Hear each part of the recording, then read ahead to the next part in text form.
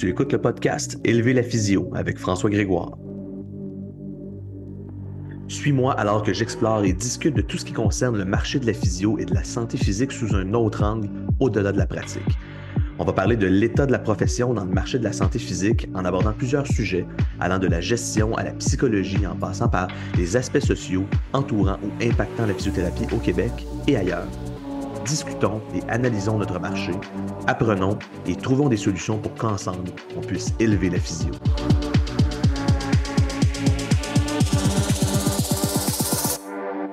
Bienvenue à Élever la physio avec moi-même, François Grégoire. Aujourd'hui, je reçois Catherine Lafrance-Raymond et Olivier Robidoux, qui sont les deux physiothérapeutes, et on parle de ce qui les a attirés vers le modèle de travail autonome en physio.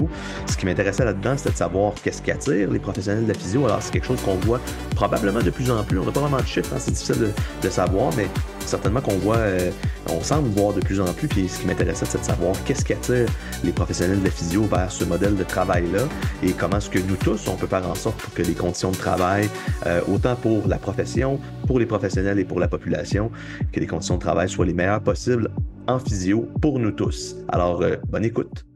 Alors, salut tout le monde. C'est François. Je suis vraiment content de recevoir Olivier et Catherine ce matin.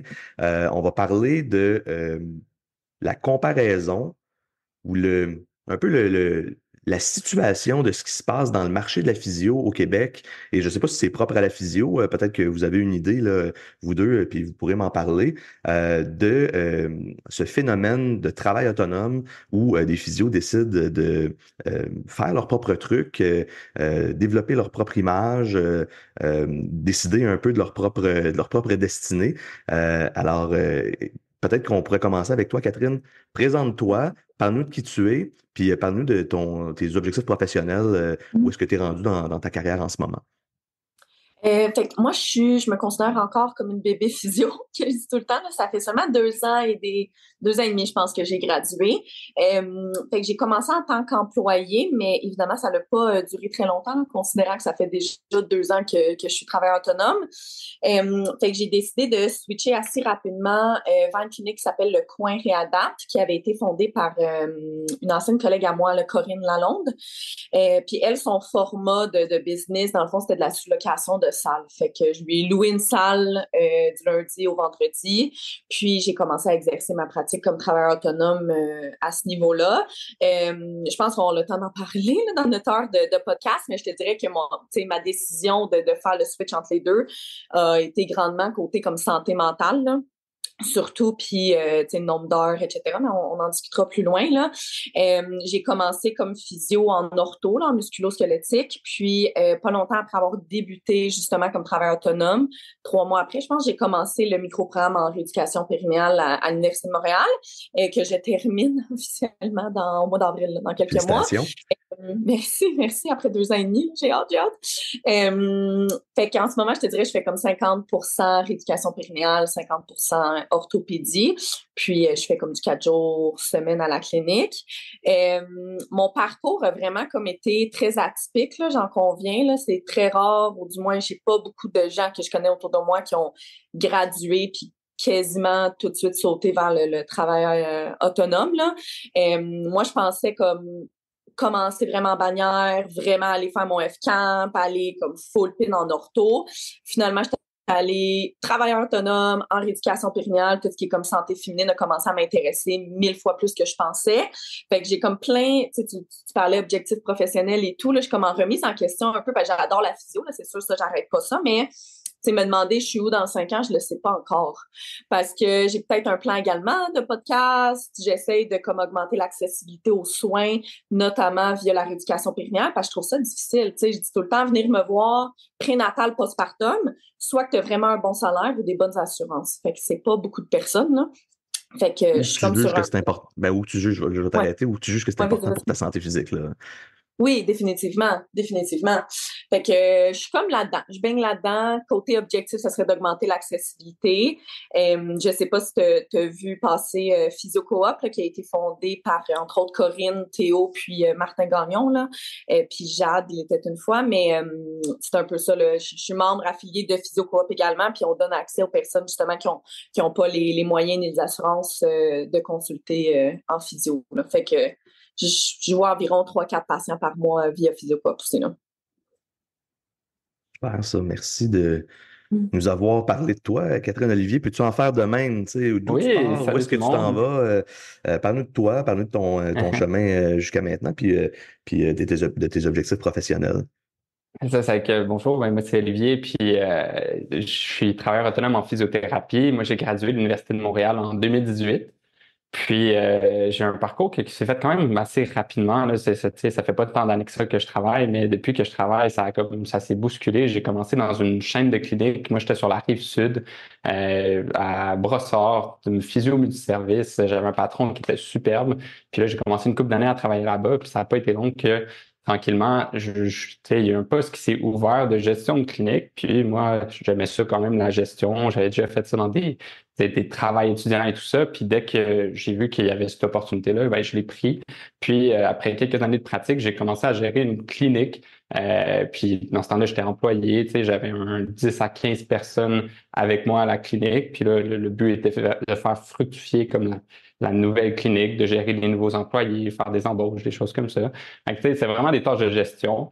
Puis j'ai pris du goût. Mais est venu éventuellement, juste avant la pandémie, là, un déménagement. J'ai décidé avec ma conjointe de déménager sur la rive nord. Puis là, quand j'ai déménagé sur la rive nord, je suis arrivé là-bas, puis ça faisait déjà presque 2 ans que je gérais des employés. Puis je me disais, ah, tu sais, j'aimerais ça peut-être me gérer juste moi-même, tu sais, au lieu d'aller travailler comme employé, comme une clinique, parce que la gestion de clinique, je l'ai déjà fait.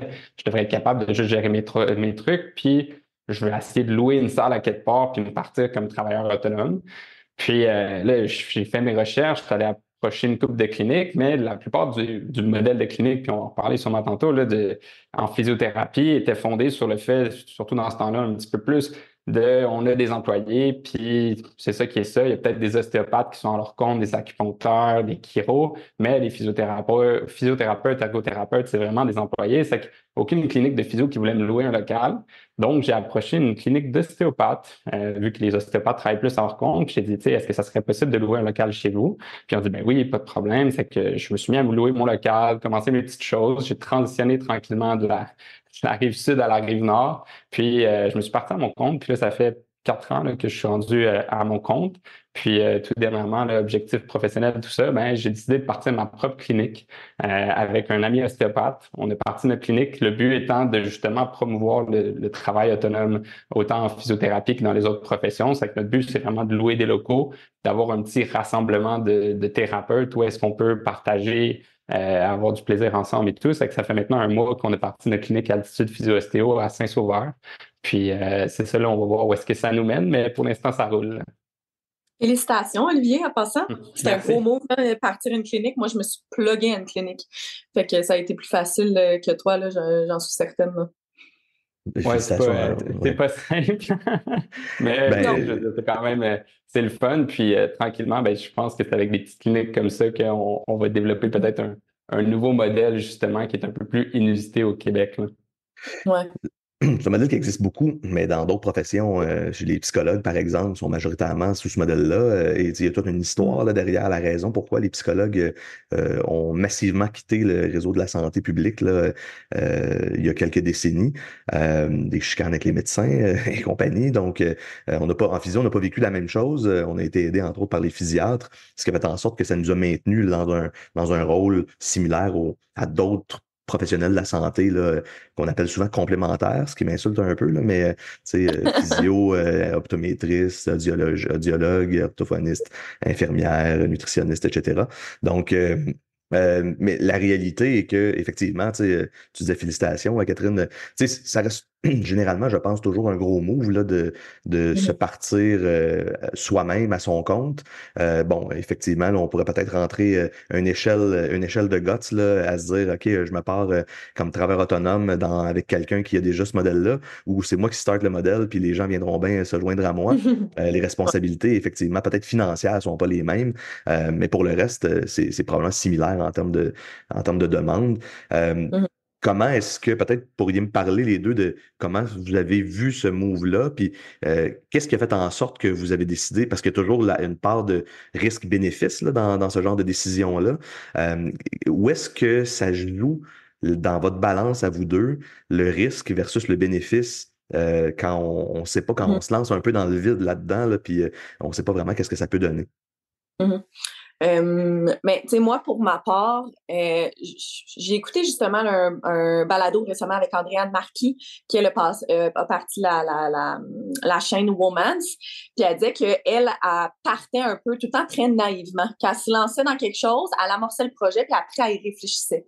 Fait que, tu sais, je dis pas nécessairement que c'est le conseil que je disais à tout le monde de prendre, mais pour ma part, ça a été un petit peu ça, là, tu sais, comme commencer à réfléchir un peu sur l'impact de tout ça. Ça a comme été fait de façon simultanée avec mon move de partir comme travailleur autonome, là. Pas toujours la meilleure chose à faire, là, en tant que telle, mais c'était drôle parce que moi puis Corinne, qui est mon associée, là, maintenant, on parlait de ça un petit peu. On est du genre, des fois, à prendre des décisions un petit peu impulsivement, là. Fait que c'est un petit peu dans mes traits de caractère. Moi, j'ai une famille, toute ma famille, là, mère, père, frère, 100% travailleurs autonomes. Fait que déjà là, ma famille m'avait dit, on était déjà surpris que tu n'ailles pas pensé à devenir travailleur autonome. Là, je pense que j'ai comme côtoyé beaucoup de personnes, vécu dans une famille de travailleurs autonomes. Fait que déjà là, j'avais un petit peu la fibre entrepreneuriale. Moi, pour ma part, le pourquoi, comme les raisons du pourquoi je suis allée vraiment travailleur autonome, puis tu sais, c'est vraiment mes raisons, là. C'est pour ça que, justement, quand Marc-André a fait la publication sur le groupe, j'ai tellement voulu répondre, puis j'étais tellement contente de venir au podcast aujourd'hui parce qu'on dirait juste des mots, juste écrire des mots. Je trouvais que c'était pas assez nuancé, puis j'étais pas capable de vraiment dire pourquoi que j'avais décidé de faire ce move-là. Fait que moi, pour ma part, de voir beaucoup de patients, fait comme quinzaine de patients par jour, ça faisait en sorte, puis sur 5 jours ou 4 jours et demi de travail, j'étais exténuée, là, mais exténuée à un point tel que mes dossiers étaient pas finis. Mon chum, on en parlait justement hier. Mercredi soir, je buvais toujours une bouteille de vin parce que j'étais exténuée, là, puis c'est pas moi, là, je bois une consommation par semaine, là. Je finissais par dormir tout mon samedi. Fait que, tu sais, quand tantôt, je disais un petit peu côté santé mentale, le beat était trop élevé pour moi, puis surtout mon sentiment un peu plus d'accomplissement professionnel, malheureusement, j'étais pas capable de tu sais, c'était pas constant, là. Contrairement, en ce moment, je vois moins de patients. Le nombre de fois, je reviens chez nous, puis je suis comme, wow, c'était tellement une belle journée. J'ai eu du temps avec mes patients. Moi, c'est ce qui me manquait, de voir des patients en 30 minutes, personnellement, puis encore une fois, c'est mon expérience, là. C'était pas suffisant. Puis le nombre de fois que je prends le temps avec mes patients de parler en ce moment, que j'ai des 45 minutes, des 1 heure, puis des 1 heure et quart là, de suivi dépendamment des services que j'offre. Mais le nombre de fois que je parle avec mes patients, puis que Taudis, là, c'est après 20 minutes qu'ils me parlent qu'on découvre quelque chose, puis c'est ce qui m'a permis de les aider durant la séance. T'sais. Fait que moi, ça a été surtout de prendre mon temps avec les patients, de voir moins de patients. Puis ça n'a pas été étonnamment. Il y en a beaucoup qui se disaient, je vais aller travailler autonome, je vais gagner plus d'argent. J'avais dit à mon chum, si je fais 20 000, 25 000 ma première année, je m'en fous parce que je serais pas capable de maintenir ce beat-là que j'avais autrefois en tant qu'employé à long terme. Fait que c'était surtout ça, Quand côté même raison. drôle, ça. Parce qu'on n'a vraiment pas les mêmes motivations, dans le sens que, Ah ouais? tu sais, moi, j'avais une très belle job employée. Tu sais, j'avais un patron qui me donnait quand même pas mal de lousse. La plupart de mes suivis de patients, même si je suis dans une chaîne de clinique, c'était des suivis d'1 heure.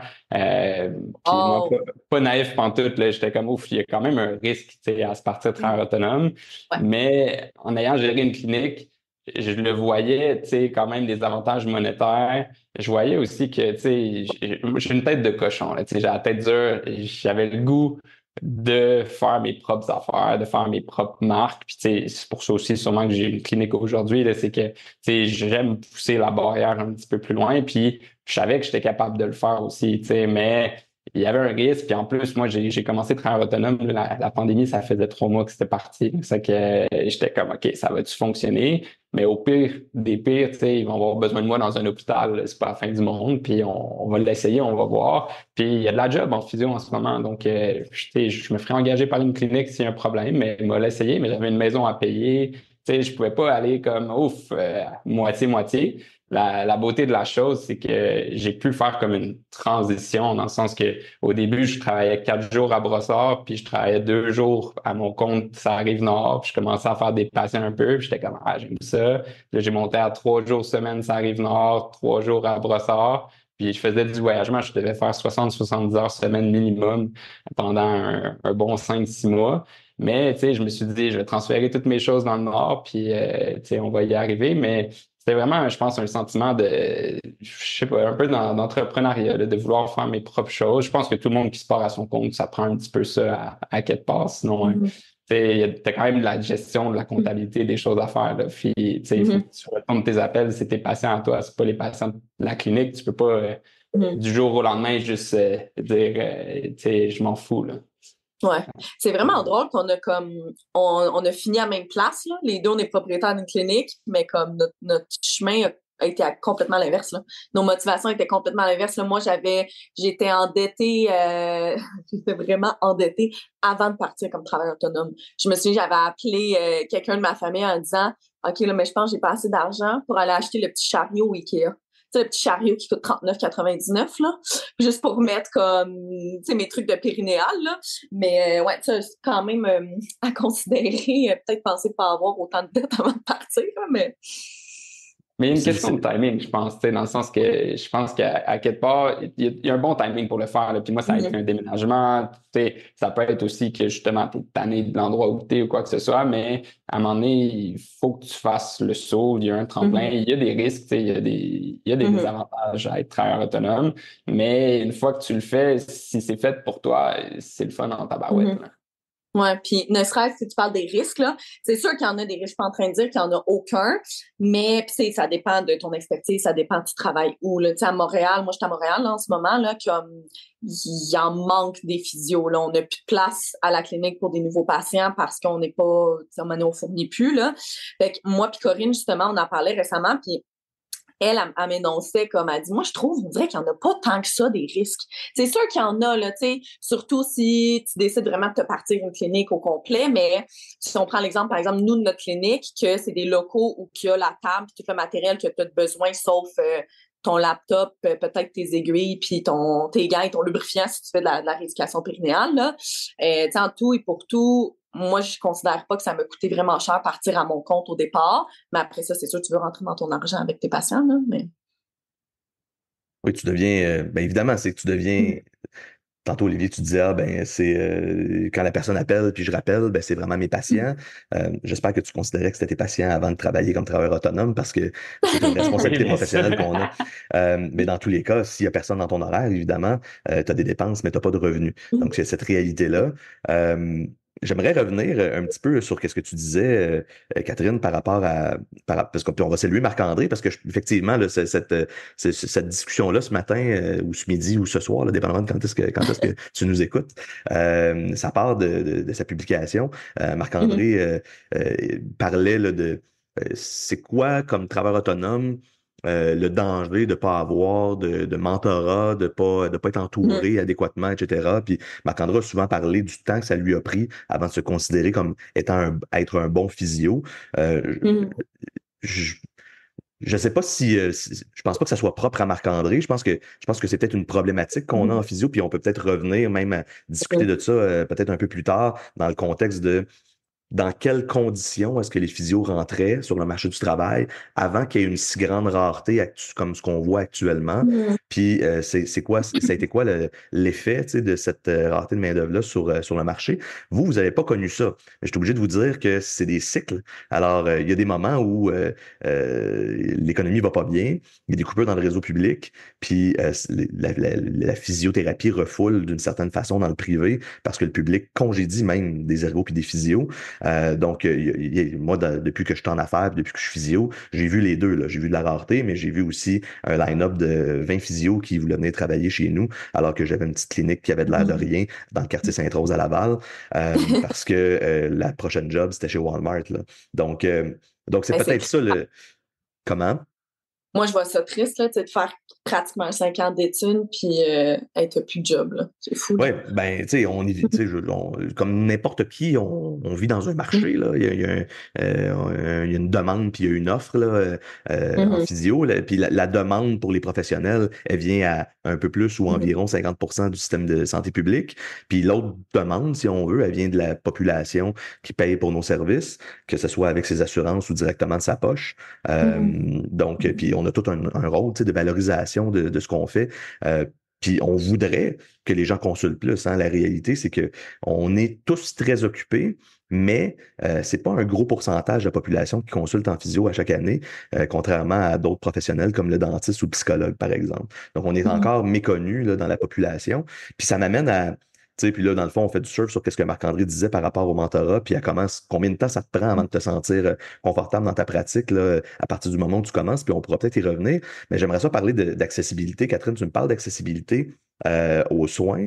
Puis d'un côté, tu me dis que tu trouvais ça difficile. Premièrement, je vais te dire, si tu n'as pas travaillé longtemps, c'est possible aussi que ça soit difficile au début d'une carrière de voir beaucoup de monde. C'est difficile pour tout le monde, je pense. Probablement que tu te serais adapté. Mais la réalité, c'est que là, si tu me dis que tu passes de, mettons, voir 12, 13, 14 patients par jour à faire du 4 jours semaine, à voir 6 personnes, si tu me parles d'accessibilité, il y a la moitié moins de monde qui est capable de venir te voir Mhm. comme physio. Comment est-ce que tu gères cette situation-là? Mhm. C'est vraiment une bonne question, là. Tu sais, en ce moment, je vois, quand j'étais en bannière, je voyais 15 à 20. Il y a même une journée, j'ai vu 22 patients. Là, en ce moment, je vois, les vendredis, j'en vois 6 à 7, mais les autres journées, j'en vois 9 environ, là. Fait que j'ai coupé d'environ, là, si on peut l'arrondir, de peut-être 40-50%, là. Il y a une question, oui, d'accessibilité. Puis je pense que des fois, il y a des patients, là, mettons, qui vont l'énoncer par rapport au médecin, là. Comme j'étais allée voir mon médecin, mais il m'a coupé après. C'est quoi la moyenne? 11 secondes, puis j'ai pas eu le temps de dire toutes mes plaintes, Ouais, là. 8, Fait je que, pense, oui, là, il y a ouais, une c'est ça. question d'accessibilité, mais moi, je voyais également une question de qualité de service, considérant en plus, tu sais, les gens, là, ils payent cher pour venir nous voir, là. Ils payent cher, puis tu sais, moi, j'avais déjà une physio qui me disait qu'elle dit au patient, écoute, si tu as 10 questions aujourd'hui, je peux juste en répondre 3 ou 4, considérant le temps qu'on a. Fait que le restant, ça sera à l'autre consultation. Moi, j'avais de la difficulté en me disant, si mon patient va dire, ça fait 3 fois que je te vois, tu viens me revoir un lundi d'après, tu es allé faire un hike, tu t'es foulé la cheville, tu me racontes ta nouvelle histoire, ton nouveau trauma. Là, moi, j'ai regardé ma montre, j'étais comme, ça fait 13 minutes. Là, il m'en reste, admettons, 17 pour faire ma note, t'évaluer. Puis je sentais un peu toujours c'est peut-être c'est mon problème rendu là, mais un peu la pression de faire du hands-on avec le patient également, là, comme de la thérapie manuelle, puis montrer les exercices.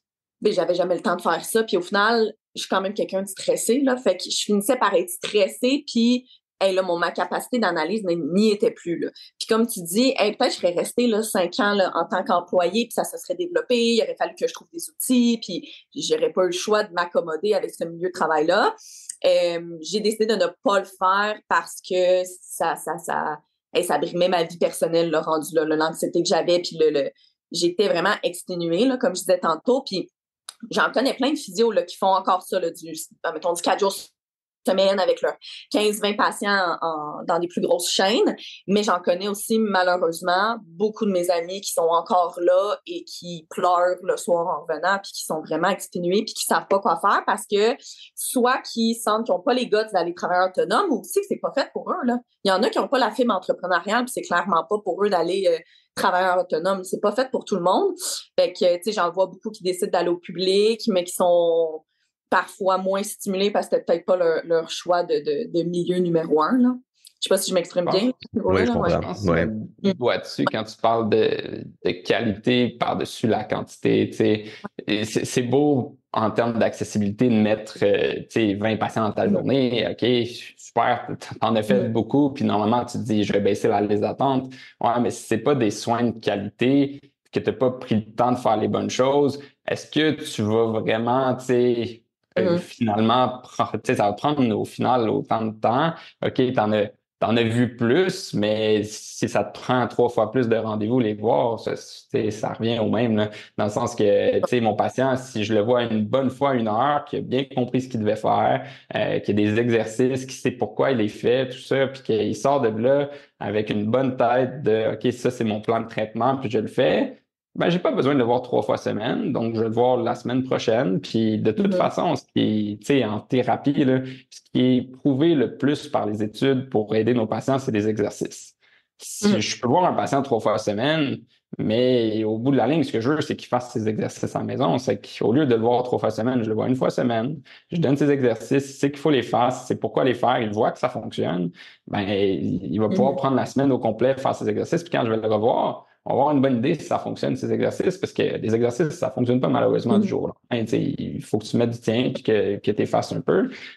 Au lieu de voir le même patient 3 fois semaine, ben, je le vois 1 fois par semaine, mais il fait sa job chez eux aussi. Puis au final, je pense que je dois avoir à peu près autant de patients dans l'année, tu sais, le même nombre de nouveaux patients dans l'année. C'est juste que j'y vois moins de fois, puis les fois que j'y vois plus longtemps avec une meilleure qualité de soins. Moi, c'est mon impression à moi, là, tu sais, mais ça dépend de la Ouais. clinique, ça dépend. C'est On regarde. intéressant, ça. C'est le nombre, excuse-moi François, mais le nombre de nouveaux patients. Tu sais, j'ai jamais calculé ça, là, tu sais, comme on parlait justement, François, tu disais comme l'accessibilité, tu sais. Mais ouais, c'est intéressant côté statistique, je ne sais pas. Moi, ça ressemble, Ben, ben, j'ai eu assez long feu en clinique privée, là, mais. il y a pas, tu sais, puis là, tu parles d'exercice, Olivier, puis même les exercices, tu sais, effectivement, on a des données pour apprendre, là, puis l'objectif, c'était pas de rentrer dans la bio, mais même ça, des fois, on a de la misère à démontrer si c'est efficace ou pas, puis on n'est pas toujours sûr des quels exercices sont les meilleurs, là, finalement. Puis ça, ben, je pense qu'on sait, je pense que les jeunes physios sont beaucoup plus éduqués aujourd'hui à comprendre la réalité de donner le bon exercice pour la bonne personne, donc être moins basé uniquement sur l'ultrapathologie ou la bioanatomie finalement, mais dans tous les cas, ce qu'on sait, puis on n'en a pas beaucoup, là, puis c'est ça, c'est une réalité qui est un peu plate là, en physio, de la recherche plus sur la partie psychosociale de notre intervention. Mais quand on sort des données sur les peu de papiers qui existent, on remarque généralement que la qualité est associée au nombre de temps que les gens ont été vus sur la durée totale là, du suivi, si on veut. Là. Alors, tu sais, qu'on fasse 3 fois 1 heure qui donne 3 heures ou 6 fois 30 minutes qui donne 3 heures pour la recherche, encore une fois, le si peu soit-elle dans ce contexte-là, ça serait la même chose. Personnellement, moi, je préfère répéter dans le temps, de voir les gens plus souvent, mais moins longtemps, que de les voir une fois. Puis on sait ce qui se passe dans la tête des gens là, entre 2 séances. Des fois, ils ont des idées farfelues. Des fois, ils comprennent pas qu'est-ce qui se passe. Mais il y a de la recherche qui réussit à démontrer, et encore une fois, c'est très petit, là, que l'appréciation du traitement est associée au nombre de fois que la personne a consulté. Donc, plus la personne consulte, plus elle apprécie, et vice-versa, plus elle apprécie, plus elle consulte. Ce qui est quand même essentiel là, dans les soins de physio, je pense que vous allez être d'accord avec ça. La qualité est associée en prime abord à l'impression que la personne a de si ce qu'elle reçoit comme soin est bon ou pas. T'sais. Nous, on peut avoir notre propre impression sur ce que c'est, mais c'est beaucoup basé sur qu'est-ce que le patient en pense. T'sais. Donc, là, c'est surtout là où on veut convenir au mode de consultation que la personne recherche. Là. Si je peux renchérir sur ce point-là, encore une fois, c'est basé sur moi, ma clientèle, puis il y en a peut-être des patients qui vont dire le contraire ailleurs, là. Mais j'en ai eu beaucoup de patients qui m'ont dit que eux, de leur expérience justement dans des plus grosses chaînes, plus grosses bannières, et ce qu'ils ressentaient, c'était le manque de temps et surtout l'environnement où ils se faisaient traiter. Fait que, tu sais, on a souvent tendance à voir là, les gros, j'appelle ça des gymnases, là, ou plutôt des grosses salles vertes avec des rideaux, que côté confidentialité, moi, toujours trouvé que c'était un petit peu touching. Là. Je me sentais un peu mal à l'aise de demander à ma patiente si elle avait des flux turnaires avec Gérard, qui était sa 4-5 table personnes qui écoutent, ouais, c'est ça. là. Mais aussi, j'en ai beaucoup de patients qui m'ont dit, c'est toujours l'interprétation du patient, là, mais qu'elle m'a fait faire 2 squats, elle m'a mis de la chaleur, puis elle est partie. On entend souvent ce scénario-là où chaleur, ultrason, elle m'a donné des squats, puis elle est partie. Fait que moi, j'en ai beaucoup de patients qui m'ont dit que le temps de traitement était une des raisons pour laquelle ils sont allés consulter après en ostéo, qu'on voit beaucoup des heures, ou en masso, ainsi de suite. Là. Mais Ouais. je vais faire Vas-y, l'avocat puis... du diable un peu là-dedans. Là. Je pense qu'il y a un équilibre dans le sens que il y a peut-être des patients qui sont très confortables aux 30 minutes salle ouverte. Tu sais, on va penser à un jeune sportif, tout ça, que justement, tu sais, il va aller faire ses choses après. Tu sais, puis ça dépend du physio aussi. Je pense qu'il y a un équilibre là-dedans. Puis tu sais, en étant justement en salle fermée avec des patients que tu vois pendant 1 heure, ça va attirer ça aussi, j'imagine. Puis tu sais, je reçois les mêmes commentaires. Puis je travaille un petit peu comme toi. Tu sais, je travaille plus en salle fermée. Je trouve que pour la confidentialité aussi, c'est mieux. Mais, tu sais, éventuellement, tu sais, on parlait de ma clinique, ça serait le fun, tu sais, je disais, de faire comme une Mhm. expansion avec une partie à ouverte parce que c'est approprié aussi pour des gens. Puis il y a des thérapeutes peut-être que justement, tu sais, ils aiment ça les voir plus de fois, mais des séances plus courtes. Il y a peut-être un autre qui va te dire, hey, moi, c'est pas 1 heure, c'est pas 30 minutes, c'est 45 que je trouve que c'est le bon temps avec un patient. Tu sais, je pense que c'est propre à chacun. La Mhm. beauté quand tu es travailleur autonome, c'est que tu décides du mode de fonctionnement. Après ça, la clinique, ben, tu te fonds un petit peu à ce que c'est, mais si tu es dans la bonne clinique pour toi comme employé, c'est super. Puis en plus, tu n'as pas Mhm. besoin de gérer quoi que ce soit. Là. Oui, puis tu amènes un Mhm. excellent point, Olivier, c'est qu'en fait, c'est sûr et certain que, par exemple, si tu dis, ah ben moi, je vois des patients, je vois, mettons, 9, 8 patients par jour, 4 jours semaine, ben ta clientèle, ces gens-là sont des gens qui veulent ce que tu offres, tu sais. Puis Mhm. en 2024, maintenant, c'est beaucoup plus facile de se mettre sur la map grâce, entre autres, à Internet, aux médias sociaux, la facilité de se construire un site web, si même c'est nécessaire, comme travailleur autonome en physio il y a même juste 10 ans. Là. Donc, c'est peut-être quelque chose qui fait partie, puis j'aimerais ça y revenir. Je vais vous dire un secret. On a fait un sondage quand même scientifique, là, puis c'était pas auprès de notre clientèle, parce qu'encore une fois, notre clientèle est biaisée. Notre clientèle, elle va répondre ce qu'elle reçoit chez nous. Mhm. Si elle est satisfaite, évidemment, là, si on a un gros taux d'insatisfaction, les gens vont dire qu'ils sont pas satisfaits de ce qu'on offre. Mais nous, on a demandé à 250 personnes, ce qui nous donne une marge d'erreur de 6%. C'est un sondage qu'on a fait je pense que c'est à l'été 2021. Et c'est un sondage sur un nombre de personnes bien distribuées, sexe, âge, puis à travers le Québec, avec des pondérations là, qui font du sens selon les régions. Euh, et le temps de traitement qui ressortait le plus populaire, c'était 30 minutes. Mais, puis là, vous allez comprendre où est-ce que je m'en vais avec ça. Quand on demandait aux gens s'ils préféraient être vus de façon individuelle en salle privée ou d'être vus dans une grande salle ouverte avec plusieurs personnes en même temps, c'était 92% des gens qui disaient préférer être vus de façon privée, individuelle. Donc ça veut pas dire qu'on sort pas de notre salle pour aller faire des exercices, mais quand on parle de sujets délicats, par exemple, là, avec une clientèle. Puis, tu sais, des fois, nous, on pourrait juger qu'un sujet est pas nécessairement délicat, mais ça peut l'être pour la personne qui est devant nous. Donc, ce contexte-là, d'être capable de recevoir des gens de façon individuelle, puis de pas avoir 4-5 personnes en même temps, je pense que c'est surtout ça que les gens recherchent, là, dans mon cas à moi, dans ce que je vois, puis dans ce qu'on voit, là, Mhm. au-delà de juste le temps. Parce que le temps, ça, on va toujours trouver des gens qui voudraient venir 4 heures là, en Mhm. traitement avec nous. Moi, ça me ferait du bien, un traitement de Puis, 4 heures dans tous les cas. dans, dans ton sondage, là, Oui. c'est la question qui était comme le temps approprié de traitement ou ce que les gens voulaient comme traitement, c'était est-ce qu'il y avait une définition de qu'est-ce qui était le traitement? Tu sais, si je peux être plus Ben, spécifique dans ma question, c'est ouais, est-ce que considérait notre blabla du début dans le traitement ou non? le temps, ben, c'est parce que là, c'est ça. Quand on fait un sondage, il faut qu'on essaie de rester. Je peux pas, on peut pas s'étaler trop longtemps. Ouais. On demande, dans le fond, la question ça demandait combien de temps est-ce que vous jugez que c'est pertinent là, d'être vu dans une Mhm. séance ou dans un traitement en physio? Ouais. Tu Mhm. sais, ça partait de 15 minutes. On avait, si je me trompe pas, le 15, 30, 45, 1 heure. Mhm. Et le 30 minutes était très populaire. Je pense que des gens se posent beaucoup la question sur, OK, s'il faut que je consulte, il faut que je me déplace pour aller. J'ai du temps sur place, puis ensuite de ça, il faut que je me déplace pour revenir à la maison. Et dans la vie trépidante que les gens peuvent avoir, j'imagine qu'il y a des gens qui se disent qu'ils pourraient pas se permettre d'avoir un traitement de 2 heures, par exemple. Ça prendrait toute Mhm. ma soirée si j'y allais le soir. Ça prendrait trop de temps dans ma vie. Évidemment, vous le savez, les gens veulent que ça soit réglé vite. Oui, Au-delà du temps toujours. qu'on donne. Ouais, c'est ça, exactement. Tu sais, je consulte aujourd'hui, mais tu peux-tu régler mon problème de dos hier? Tu sais? Donc, il y a peut-être un petit peu ça.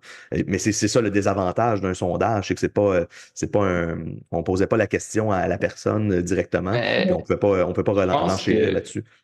Je pense qu'au bout de la ligne, le patient, ce qu'il veut, c'est pas se sentir brassé. Que le traitement soit de 30 minutes, que le traitement soit d'1 heure. Il veut pas se sentir que tout le monde le regarde. C'est peut-être pour ça qu'il préfère être en salle privée. Puis l'autre affaire, surtout, les autres commentaires qu'on reçoit, puis t'en parlais un petit peu tantôt, Catherine, c'est ben là, j'étais avec un physio, puis admettons, je me fais mettre avec de la glace, de la chaleur, tout ça, puis là, mon physio, il va voir quelqu'un d'autre, il revient. Je pense que c'est ça que les gens aiment moins, c'est de sentir qu'ils se font brasser le classique qu'on va appeler physio McDo, là, qui est comme une machine bien roulée, puis que on roule les patients, tout ça, puis là, ben, tu vois le physio, après ça, tu vois le technicien, puis là, il te met de la glace, de la chaleur pendant qu'il va traiter quelqu'un d'autre, puis là, il revient, il te met des électrodes, puis il met l'autre sur la glace. Puis ça, je pense que ce modèle-là est en train tranquillement de mourir, puis les bannières s'adaptent tranquillement, puis tant mieux, là. Mais c'est juste que quand tu es travailleur autonome à ton compte, ben moi, j'ai le choix que demain, si je suis à mon compte, de la glace dans la chaleur, que moi, j'ai pas de machine à glace, j'ai pas de machine à chaleur ici, j'en fais pas. Si tu veux mettre de la glace à chaleur, tu peux en faire chez vous. Pas que c'est une mauvaise chose, mais c'est un traitement qui est analgésique, qui techniquement il est là pour diminuer ta douleur. Il n'est pas là pour te traiter nécessairement. Traiter la douleur est une partie du traitement, mais c'est pas ce qui va avoir le plus gros plus-value dans ton traitement. Donc, je vais passer mon temps sur des choses que je trouve plus efficaces. Puis, tu sais, juste plus d'explications sur la douleur et tout. Puis c'est quelque chose que tu peux faire quand tu es tout le temps plus avec juste un patient, puis que tu ne brasses pas à gauche puis à droite. Là. Je t'invite, Olivier, à attacher une machine à glace parce que c'est vraiment pratique pour faire des gin tonic le vendredi après-midi quand tu fais tes dossiers.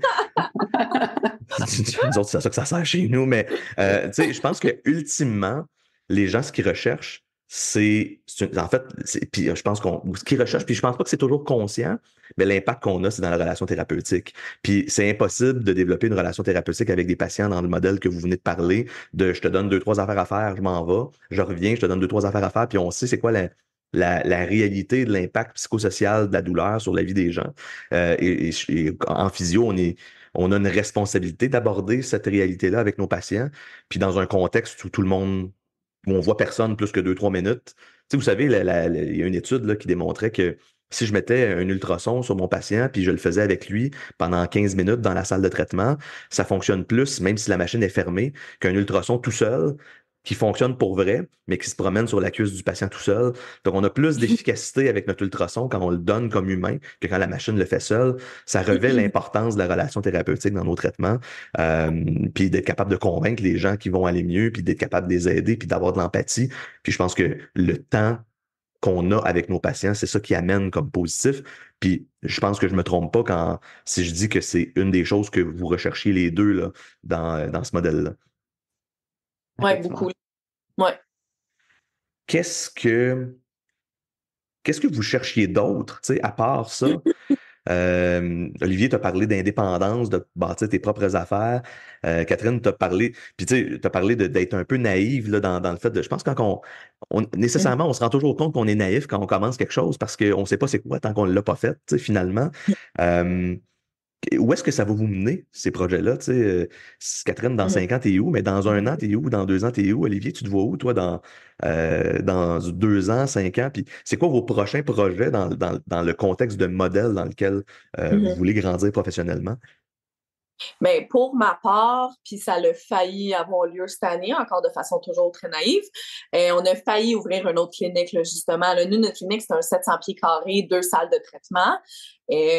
On était 4 thérapeutes, évidemment pas. Il y avait juste moi et Corinne là, à temps plein, fait que les autres viennent dans les trous. Là, on est rendu quasiment 9 là, à la clinique, là, fait qu'il y en a qui travaillent la fin de semaine. Sur 2 salles. Ouais, on est avec une salle de traitement dans la salle de bain. Oui, il y a du monde la nuit. Même à ça.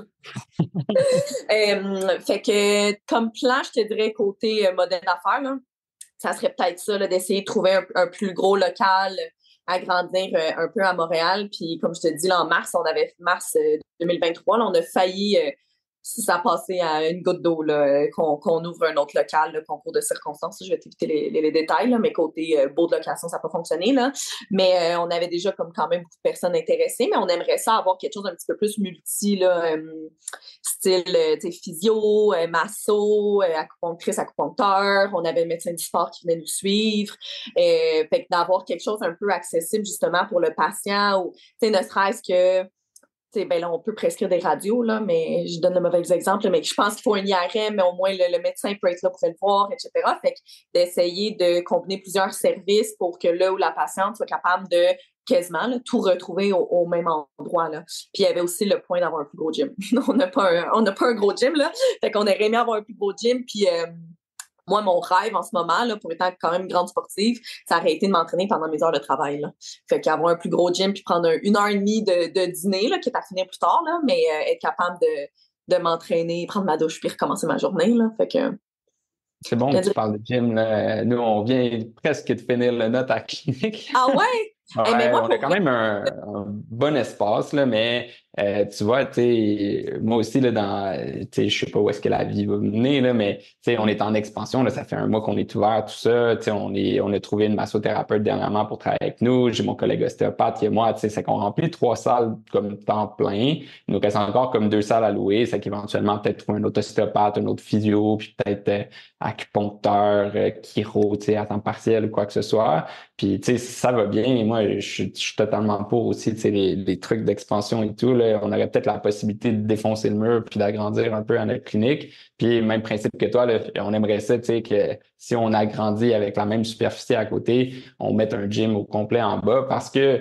je prône ça, moi aussi, beaucoup, la thérapie par les exercices, tout ça. J'ai des patients sportifs. C'est fun aussi pour les employés. Tu peux venir, des employés, des travailleurs autonomes qui louent des locaux, de venir, tu sais, sur place. Puis ça te fait comme un petit gym, une deuxième maison aussi. Tu sais, on s'est déjà fait une belle centre d'employés ici. Mais, tu sais, 1 an, 2 ans, là, si possible, un peu d'expansion, ça serait le fun. Et éventuellement, peut-être ouvrir un autre endroit. Mais, tu sais, pour vrai, objectif à court, moyen terme, tu sais, c'est avoir du fun. Là. Moi, j'ai une belle clientèle. Là, j'ai des beaux locaux. Tu sais, j'ai du plaisir dans ce que je fais. Puis c'est vraiment ça le but. Puis je pense que les patients le ressentent aussi quand tu as du plaisir au travail. Puis ça fait que tes traitements fonctionnent mieux. Là. On parlait tantôt de la machine à ultrasons. Mais tu sais, il y a une autre étude qui dit comme quoi si le physio est dans la salle avec sa machine à ultrasons puis il dit rien ou s'il parle à son patient, même si la machine est à off, celui qui parle, il va avoir des meilleurs résultats de traitement, dans le sens que si tu fais une bonne relation thérapeutique avec ton patient, tu vas avoir des meilleurs résultats. Là. Puis ça se sent ça quand tu as du fun, puis les patients ont du fun aussi. Là. C'est tellement, l'attrition en physio est tellement un problème. Premièrement, on a de la misère à se comparer parce qu'on n'a pas de chiffres de d'autres professions, en tout cas pas facilement. Puis évidemment, les modèles, les marchés sont différents. Mais tu sais, ultimement, si je comprends, quand je vous regarde et je vous écoute, je vois que vous êtes heureux dans ce que vous faites. Si ça vous garde en physio, 35 ans au lieu de 10 ans, tout le monde est gagnant dans tous les cas. Euh, J'aimerais ça savoir, parce que là, vous me parlez les deux d'expansion, mais vous me parlez d'expansion dans un modèle de travail autonome. Puis j'aimerais ça savoir pourquoi est-ce que qu'est-ce qui vous amène à faire un choix dans un modèle de travailleur autonome, donc par exemple louer des salles, avoir des collègues qui sont aussi travailleurs autonomes, versus le modèle d'affaires qui est une clinique avec des employés, qui ultimement, la différence, c'est le mode de rémunération. Il peut n'avoir aucune différence dans tout ce que vous dites versus qu'est-ce qu'on fait autrement dans un modèle de clinique. Alors pourquoi est-ce que vous choisissez ça? Est-ce que c'est parce que c'est comme ça que les autres font? Est-ce que, y a-t-il des raisons derrière ça? Pour ma part, si je peux répondre un peu, là, c'est vraiment que, tu sais, moi, je l'avais dit tantôt, là, quand je me suis démarré dans le Nord comme travailleur autonome, je voulais, moi, aller dans une clinique de physio, puis je voulais travailler à mon compte parce que j'avais ce désir d'indépendance-là. Puis, tu sais, j'étais comme, je suis très apte à faire ma comptabilité, je suis très apte, tu sais, à gérer mes patients, à gérer mon horaire, à les appeler s'il y a un pépin ou quoi que ce soit, ou, tu sais, faire mes suivis. Je voulais ça, moi, un local que je peux louer avec tu sais, une table, puis, tu sais, pouvoir faire un traitement. Puis, je voulais pas faire ça chez nous dans mon sol. Tu sais, on n'a pas beaucoup parlé, là, mais la plupart des travailleurs autonomes en physio au Québec font ça chez eux, à la maison, comme soit dans leur sous-sol ou quoi que ce soit, dans leur garage. Je ne veux pas faire de l'âgisme, mais c'est chez les plus vieux, peut-être physio. Olivier, quand on regarde les plus jeunes, c'est plus populaire le modèle dans lequel vous êtes, vous deux. Là. Ouais, mais le modèle dans lequel on est, il n'est pas répandu. Tu sais, je suis pas mal physio coop, le coin réadapte, nous. Je pense qu'il y a aussi Next Gen Physio, je pense qu'ils sont des travailleurs autonomes, que c'est un petit peu un autre modèle, là, mais il n'y avait pas de place, moi, quand je suis arrivé, que je pouvais louer. Tu sais, c'est pas répandu, ce modèle-là. Avec là, qu'est-ce qui est arrivé, c'est que je l'ai créé, tu sais. J'ai créé une place, puis c'est pour ça que tu sais, tu poses la question, pourquoi on continue dans un modèle de travailleur autonome comme ça? Ben, c'est que mon but, c'est de pouvoir l'offrir à quelqu'un d'autre. Si j'ai un physio qui vient me voir demain, qui dit, Hey, Ali, je trouve ça le fun ce que tu fais, j'aimerais moi aussi être travailleur autonome, j'ai ce désir d'indépendance. Ben, parfait, viens louer un local chez nous, puis tu vas pouvoir, tu sais, être travailleur autonome. Tu peux, t'es pas obligé d'être employé parce que tu as cette opportunité-là, mais si tu l'as pas, ben, ouais, la plupart des travailleurs autonomes de ma cohorte de physio que je connais, et ils se louent une petite place à quelque part tout seul. Puis là, ça crée, puis je pense que tu voulais parler de ça, là, ça crée de l'isolation du travailleur autonome. Puis c'est ça le problème, c'est ça que Marc-André avait souligné, qui dit, tu sais, le mentorat, la formation, puis on essaie de répondre un peu à ce problème-là en continuant à ce modèle-là de travailleur autonome. Puis je pense que ça va créer peut-être deux modèles distincts, là, celui de la clinique où est-ce que tu es employé, puis que, parfait, j'ai pas de gestion à faire, puis j'ai quand même une belle carrière, mais puis j'ai, tu sais, des avantages sociaux, des trucs comme ça, versus, j'ai le goût plus d'indépendance, je vais être à mon compte, puis j'ai un modèle de clinique où est-ce que je peux juste louer un local, là. Je pense que c'est vers là que ça s'en va, d'après moi, là. Ouais. Puis, tu sais, nous, on l'avait justement envisagé là, en janvier, février, mars dernier, quand on voulait ouvrir l'autre clinique. On s'est quand même rassés ensemble parce que le coin Réadap a été créé par Corinne. Tu sais, quand je disais que je l'ai eu facile, j'ai commencé comme travailleur autonome, puis un an et demi plus tard, là, je me suis associée, mais tout était comme fondé, là, au final. Puis on s'est rassés en se disant, bon, est-ce qu'on change notre modèle d'affaires ou pas? Tu sais, est-ce qu'on en veut des employés? On veut quelque chose d'hybride, travailleur autonome ou, tu sais, travailleur autonome et employé? Puis si on reste juste avec travailleur autonome, est-ce que nous, en ce moment où qu'on est, c'est des baux annuels? Fait que si tu me dis, je dis n'importe quoi dans les chiffres, là, tu loues ma salle du lundi au vendredi, on va dire ça te coûte 1000$ par mois, peu importe ce que tu fais, tu sais, tant que tu me donnes l'argent à la fin du mois, tu vois le nombre de patients que tu veux. Ou il y en a d'autres aussi que c'est un pourcentage des revenus. Par exemple, qui disent, OK, tu loues ma salle du lundi au vendredi, à la fin du mois, tu m'envoies tes revenus, puis moi, je prends, on va dire, 30% de ça. Fait qu'en ce moment, il y a pas mal de ça là, qu'on voit sur le marché. Puis, le pourquoi qu'on a décidé on l'a pas ouvert finalement, là, mais pourquoi on a décidé de continuer avec un bail puis un prix fixe, pour notre part, c'est qu'on voulait encore une fois ne pas avoir d'emprise sur ce que la personne voulait faire. Puis on avait l'impression un petit peu d'avoir l'emprise sur sa pratique en disant, ben, il faut que tu me donnes 30% de ton salaire. On voulait que les gens fassent un peu ce qu'ils veulent. Tu sais, je te cacherai pas que, tu sais, moi puis Corinne, je dis qu'on est naïf depuis le début, mais très organisé, très planifié, là, par contre, pour que ça fonctionne. Mais on l'a fait, le calcul, là, avec notre comptable et tout, de combien ça revient si on a un bail, on a des baux fixes, ou si on avait des employés. Là. C'est vraiment rentable si on avait des employés avec le modèle qu'on avait, mais ouais, on préférait, puis tu sais aussi, c'est moins de gestion, là. On va pas se le cacher, là. Les gens en clinique nous versent un montant une fois par mois, puis on a moins de gestion à faire que des employés, là. Catherine soulève un gros problème dans le milieu du travail autonome en thérapie, là. C'est la question de loyer, tu as t'as le loyer fixe, puis tu as le loyer à pourcentage. Puis ça, pour vrai, là, tu sais, c'est très décourageant pour quelqu'un qui veut se partir à son compte parce que, tu sais, au début, c'est très rassurant un loyer à pourcentage parce que tu dis, je fais pas de patient, je prends pas d'argent, tu sais, puis là, parfait. Mais est-ce que tu es vraiment à ton compte si tu payes du pourcentage? Tu sais, finalement, chaque patient qui rentre dans la clinique, tu payes tu sais, un certain montant là-dessus. Quand tu es employé, c'est un peu le même principe de ton salaire, puis ils prennent un profit sur chaque patient qui rentre à la clinique. Tu sais, t'es-tu vraiment travailleur autonome? Puis c'est que l'affaire, c'est que les loyers, souvent en pourcentage, là, c'est du 35. J'ai déjà vu du 40% aussi. Moi, j'ai vu du 50%. Si tu fais une bonne année, là, tu fais 100 000 c'est that's it, tu fais 100 000 ben, tu dois 35 000 à la clinique de loyer. Là, c'est ridicule. Là. Puis, tu sais, nous, à notre place aussi, on a opté pour du loyer fixe parce que je trouvais que ça avait pas d'allure. Puis ça, c'est, tu sais, les ostéopathes, comme je disais tantôt, qui, eux, sont tous à leur compte, ben, eux sont pris avec ce problème-là. OK, ils sont à leur compte dans des cliniques de physio et tout ça, mais sont souvent au pourcentage. Tu sais, sont-tu vraiment à leur compte? Là? C'est la question qu'il faut se poser. Là. Pour en voir des travailleurs autonomes qui veulent venir travailler chez nous ou qui travaillent chez nous, ils veulent être à pourcentage. Donc, tu sais, je pense qu'il faut aussi qu'on mette je pense qu'il faut qu'on prenne du recul puis qu'on se dise, le travail autonome, à la base, c'est un mode de rémunération. Tu sais, là, tu m'as beaucoup parlé d'indépendance, Olivier. tu peux avoir une certaine indépendance comme employé aussi. Donc, on peut revenir simplement à la base à c'est quoi le mode de rémunération. Il y en a beaucoup là, qui veulent pas se partir avec un loyer fixe justement par crainte euh, d'avoir, puis je suis comme n'importe qui se part en affaires finalement, de pas faire d'argent au début. Puis ça, c'est normal. C'est ça, se lancer en affaires. Fait qu'il y a cette réalité-là, là, tu sais, de désir d'indépendance, mais je veux avoir plus sans avoir le risque qui vient avec. Évidemment, dans la vie, il n'y a rien de plus s'il n'y a pas le risque qui vient avec.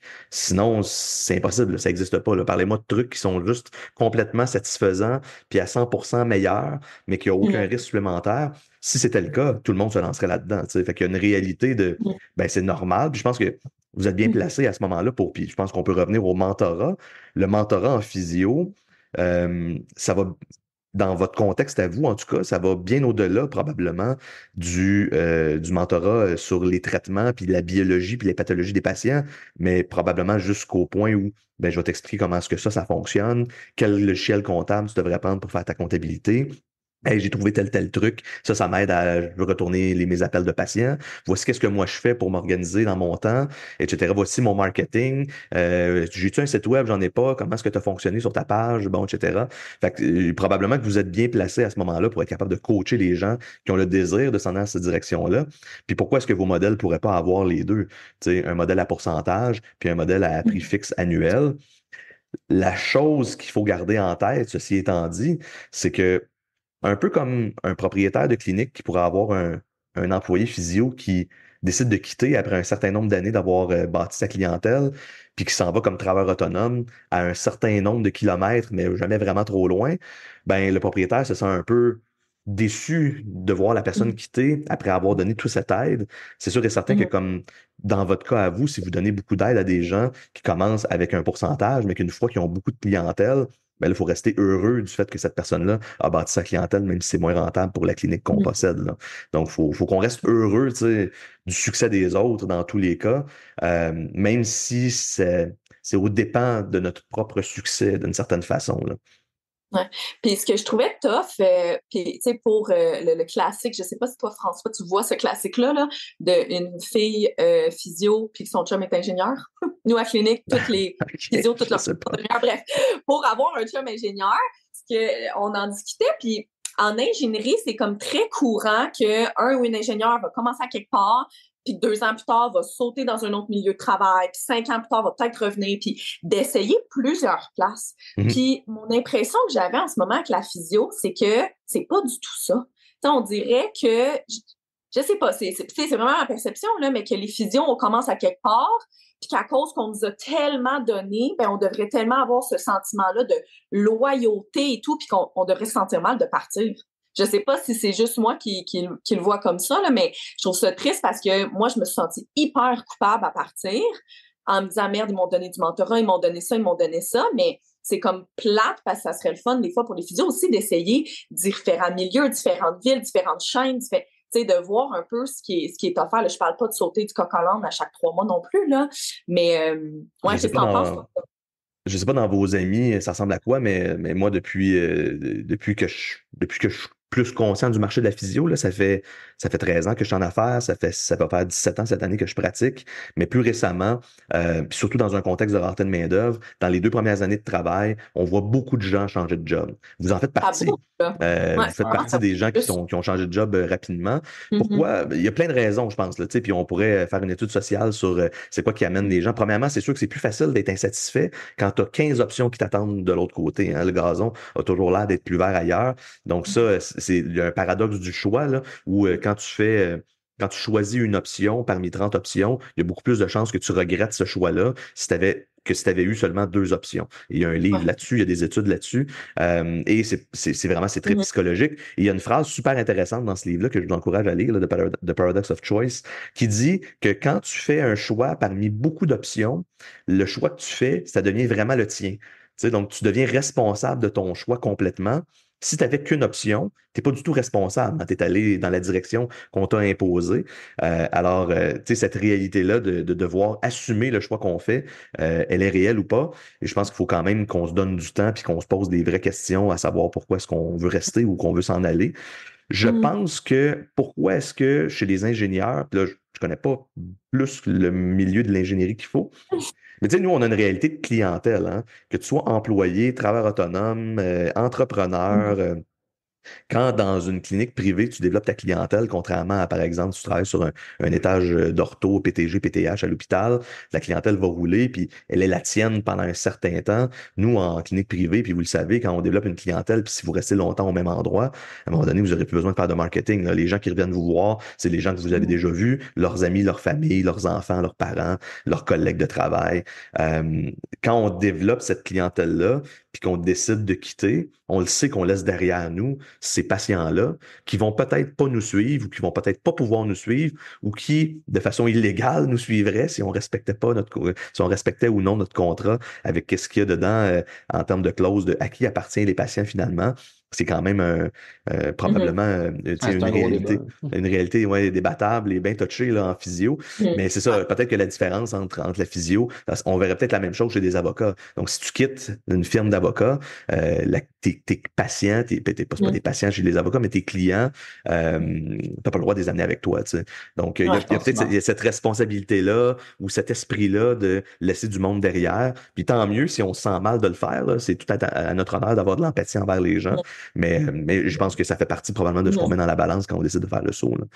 Je pense que tu marques un bon point là, dans le sens que si tu viens intimement lié à la clinique que tu es en physio parce que à cause de la relation que tu as autant avec les patients, les employés, tes mentors, peu importe, c'est plus tough peut-être de quitter dans ce contexte-là. Là. Puis, tu sais, moi, quand j'ai quitté la Rive-Sud pour aller sur la Rive-Nord, tu sais, mes patients m'ont pas suivi, mais il y en a tellement qui m'ont écrit pour savoir, tu sais, je vais voir qui et tout ça. Tu te sens mal un petit peu, puis je pense que c'est normal, mais c'est beau d'avoir, tu sais, l'opportunité de pouvoir essayer, comme tu dis, tu sais, plusieurs choses, mais il y a quelque chose de vraiment contextuel, situationnel, dans le sens que vu que en ce moment, il y a de la job, c'est plus facile de sauter d'une job à l'autre. Puis on le voit pas juste en physiothérapie. Là. Moi, je le vois dans mon entourage, les gens les jeunes de nos jours qui sortent du marché du travail, ils restent pas longtemps dans leur nouvel emploi, puis ils essaient de trouver où est-ce qu'ils sont bien, parce qu'ils ont l'opportunité de pouvoir le faire, là, tandis que si on se met il y a plusieurs années qu'il n'y avait pas bien de la job, tu restais là, puis à un moment donné, tu étais très reconnaissant envers ton employeur parce que tu disais, My God, lui, il m'a eu un pris emploi. le choix entre 10 autres personnes. Ouais. Et puis ça, puis après ça, peu importe comment ça se passe dans ta pratique à tous les jours, effectivement, c'est une apparence, hein. C'est moi parmi 15 personnes ou 15 personnes qui me cherchent moi. Donc, il y a cette, puis même si après ça, dans notre pratique, ça reste la même chose, cette perception-là de comment est-ce qu'on est apprécié ou pas, va peut-être jouer là, dans le désir de rester à un endroit ou à un autre. Tu sais. Tu parlais beaucoup, Olivier, de désir d'indépendance, puis tu as répété, Ouais. je l'ai pas compté, là, mais tu as répété ce mot-là à plusieurs reprises depuis presque la dernière heure. Puis j'aimerais ça que tu me parles de c'est quoi pour toi l'indépendance? Puis pourquoi est-ce que tu n'étais pas capable d'avoir cette impression-là ou cette sensation-là ou ce feeling-là quand tu étais employé? Ben, j'avais de l'indépendance en tant qu'employé, puis surtout, tu sais, quand j'ai eu un poste de gestionnaire, tu sais, je n'avais aussi, là, j'avais, quand même carte blanche sur plusieurs choses, mais comme je t'ai dit un peu, tu sais, j'ai la tête dure, là, tu sais, puis j'aime faire les choses à ma façon, puis ben, quand t'es pris dans un cadre, j'aime pas ça, tu sais, moi, juste à l'université, tu sais, comme j'ai adoré le programme de physiothérapie, là, mais d'être assis à un bureau puis de me faire dire qu'est-ce qu'il faut que j'apprenne, tout ça, ça résonne moins avec moi. Avec, tu sais, je pense que c'est une question de personnalité, là. Mais j'avais le goût, tu sais, de me dire, tu sais, je peux appeler les patients comme tu sais, comme je veux, puis avoir une bonne relation, tu sais, thérapeutique, là, comme on parlait tantôt, là, s'il y a quelque chose. Tous mes patients ont mon courriel, mon numéro de téléphone. Là. Ils peuvent me texter, ils peuvent m'écrire. Ils savent bien que je répondrai pas en plein milieu de la nuit, mais je me sens plus proche de mes patients quand il n'y a pas comme l'entre-deux de la clinique comme avant. C'est sûr, ça peut venir avec des désavantages, tu sais, puis il faut que tu mettes tes limites aussi. Mais à date, j'ai jamais eu de problème avec ça. Puis pour vrai, tu sais, j'aime mieux ce contexte-là, puis c'est plus fait pour moi et ça serait peut-être pas plus fait pour quelqu'un d'autre. Là. Mais je pense que c'est une question de vraiment de personnalité. Là. La disponibilité en physio, c'est quelque chose que je trouve extrêmement important. Alors, je suis certain que, puis Catherine, d'après moi, tu dois faire la même chose, là. L'accessibilité, tu sais, on se compare aux médecins, là. Les médecins, à moins que tu le connaisses, puis c'est ton ami, là, t'as pas son courriel, t'as pas son numéro de téléphone, c'est dur à rejoindre. Je pense qu'on a un rôle, surtout en première ligne, en privé, on a un rôle important en physio à jouer dans cette disponibilité-là, d'être avec d'avoir cette proximité-là avec les gens. C'est déjà important dans notre pratique. C'est vraiment important pour la profession. Alors, félicitations, là, tu sais, je pense que c'est indéniable à partir du moment où tu deviens travailleur autonome, tu es obligé d'avoir cette accessibilité-là de la part des patients. Alors, quelqu'un qui t'écrit un courriel, faut pas que ça t'exaspère. Quelqu'un qui t'envoie un petit message texte puis il y a des questions, faut pas que ça t'exaspère. Non, tu sais, Les si je gens, peux te donner un exemple ils vite, donnent de la vite, là. confiance, tu sais. Je peux te donner un exemple vite, vite. C'est vendredi, j'ai une patiente qui m'envoie un texto comme quoi son garçon au tennis il est tombé sur son coude. Puis normalement, être dans une clinique employée, elle n'aurait pas mon numéro de téléphone, elle pourrait pas me texter le vendredi à 4 heures. T'sais. Elle m'envoie un texto, moi, je suis pas occupé pendant ce moment, je check le texto, puis là, je réponds, ça va-tu? Puis j'envoie une photo, le test d'extension du coude comme ça, est-ce qu'il est capable de faire ça, là, qui est un test pour détection de fracture. Là. Ben, il n'est pas capable de le faire. C'est que, OK, all right. J'ai lâché un appel. J'ai dit, regarde, je suis passé te glisser lundi matin tôt, tout ça. On devrait être encore dans le range du 72 heures. Je te prescris une radiographie au besoin. Puis, comme ça, on fait un bon suivi. Là. Puis, en faisant ça, je l'ai envoyé passer une radio le lundi. Lundi, il a passé sa radiographie. J'ai rappelé ma patiente. Puis, finalement, il y a une fracture au niveau de l'écran, au niveau du coude. Puis, là, il s'en va voir le médecin aujourd'hui. Là. Cette proximité-là est aussi utile pour le traitement. Là. Puis c'est quelque chose que j'avais pas nécessairement avant puis que j'aime avoir aujourd'hui. Là. Puis si je peux me permettre, puis je pense que ça va être la première fois que dans le podcast que je vais dire un point négatif de travail autonome. Moi, ça m'a un petit peu backfire, là, si je peux me permettre l'expression au départ par contre, parce que moi, mes patients n'ont pas mon numéro de téléphone privé. Par contre, je suis vite en titi là, sur les courriels, mais au départ, tu sais, comme François, tu disais, tu es stressé, risque financier, tu veux rentrer dans ton argent. Fait que je sais pas combien de fois je regardais mes courriels par jour, mais ça en était abusif. Là. Tu m'écrivais à 11h02, tu avais une réponse. Là. Mais une fois que tu commences à avoir de la clientèle, puis que ça va bien et tout, c'est moi, de ma part, j'ai trouvé ça difficile de switcher à comme, hey, je peux peut-être pas regarder, mais je peux peut-être plutôt omettre de regarder mes courriels le samedi, tu sais. Ça a été tough un petit peu de comme séparer un petit peu ma vie privée et professionnelle là, à ce niveau-là. Pourquoi je donne pas mon numéro de téléphone privé? Parce que clairement, moi, il y en a beaucoup qui m'écrivent sur Instagram, beaucoup qui m'écrivent sur Facebook aussi, là. Mais ce petit équilibre-là, au début, moi, ça m'a pris, honnêtement, ça me prend encore du temps, là, me réajuster, là. Je réenlève mes courriels de mon cell continuellement, là.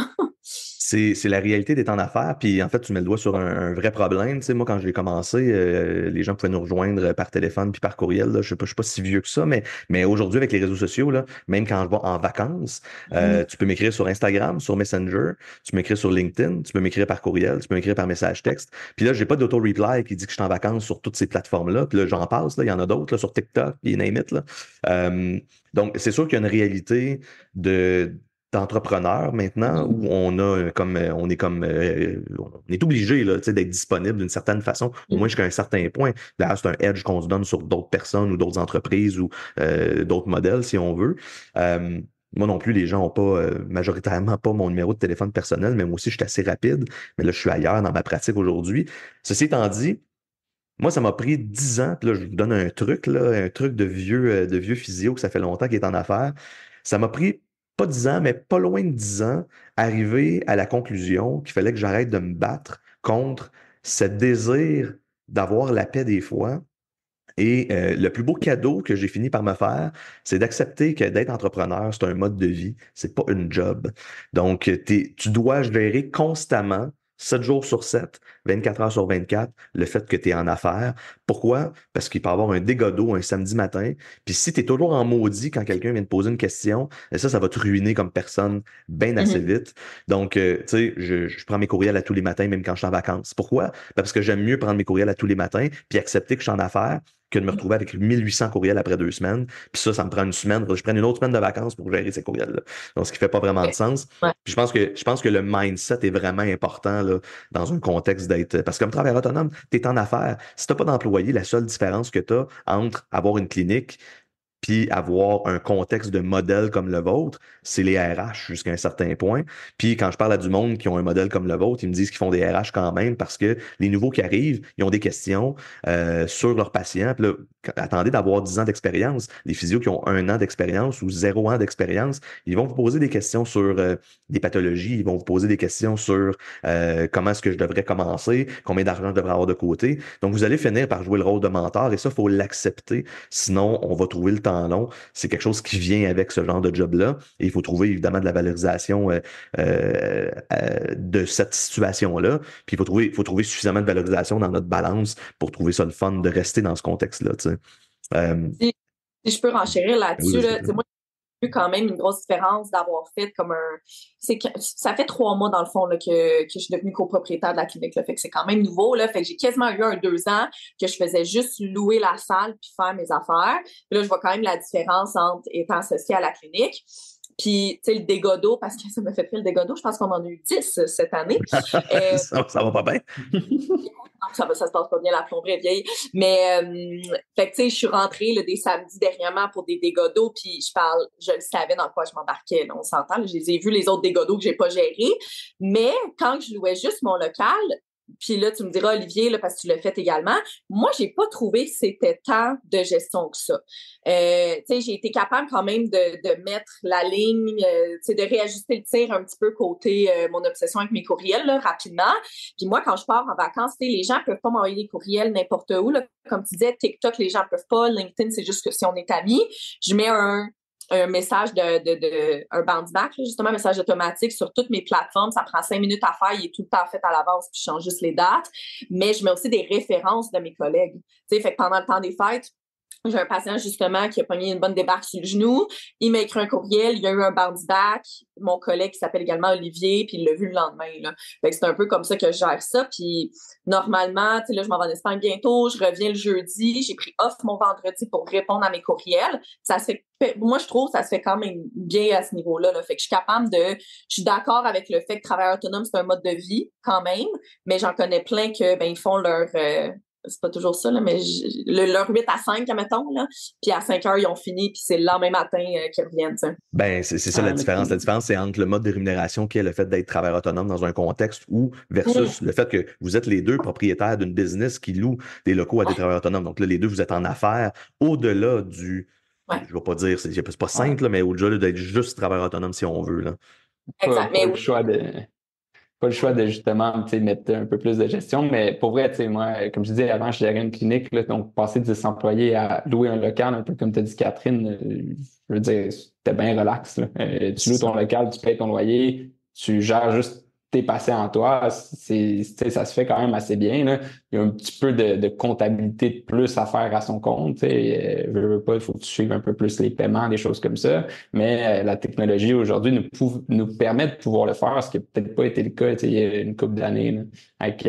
Pour ça, c'est pas stressant être à ton compte quand tu loues local, mais effectivement, je pense qu'il y a une mentalité quand tu rentres dans la partie entrepreneuriat où est-ce que là, tu as vraiment comme un petit peu plus de gestion sur tes épaules. Puis oui, il faut que tu répondes à tes courriels, puis tout ça. Puis, quelqu'un qui a, mettons, la santé mentale fragile, puis ça va pas, c'est peut-être pas la chose pour lui, là, parce que tu es tout le temps le sentiment un peu de travailler, mais quand tu aimes ce que tu fais, ça y va par là.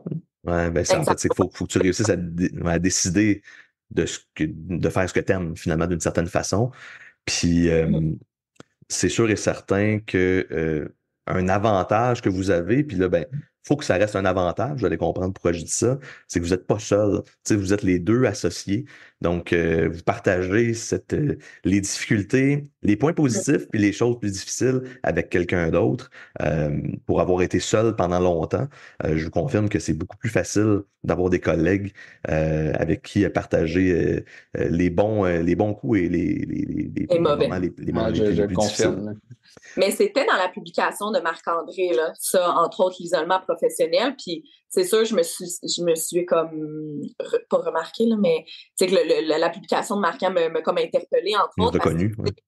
Ouais, ouais, exactement. Parce qu'il disait, tu sais, je comprends pas, quelqu'un de 2 ans qui part en travail autonome, le mentorat, l'isolement professionnel. Moi, je serais pas ce que je suis rendue à ce jour sans tout ce que les cliniques privées, bannières, etc. m'ont apporté. Mais, tu sais, j'arrête pas de dire que j'ai été naïve quand j'ai sauté là-dedans, j'ai quand même réfléchi, là. Mais, tu sais, moi, je l'avais pris en compte. J'étais comme, écoute, j'ai 1 à 2 périodes de mentorat de 30 minutes dans ma semaine. C'est quand je suis partie à mon compte, ben, je me suis trouvé une période d'1 heure par semaine de mentorat, là.